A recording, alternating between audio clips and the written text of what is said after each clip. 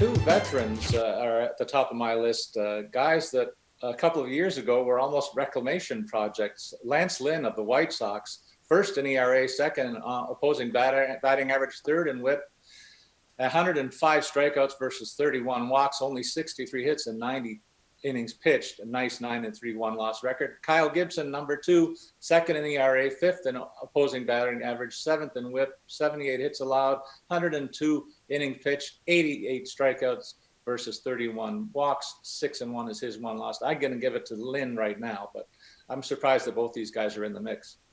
Okay. How about you, Matt? So I think it's Carlos Rodon to this point, just with the incredible strikeout rate. And it's a little confusing to me that Garrett Cole is still, not that he's still the favorite, because I do think he's the best pitcher in the American League, but just that he's favored to such an extent where he's around even money. And then there's a bunch of guys who are 3, 4, 5, 6 to 1.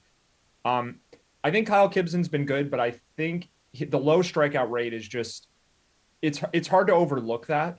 He's done well at limiting damage, but I think that's more luck than anything. And Lance Lynn was looking a lot better earlier, but the control has seemed to waver for him. The last couple of starts, he's had some walk problems. Even watching him, which I normally wouldn't bring up, but just like he's missing spots on pitches. And I think there's a good chance he gets it together and is really in the race. But to this point, I feel like Rodon has been by far the most consistent, doesn't seem affected by the substance crackdown. The strikeout rate is there.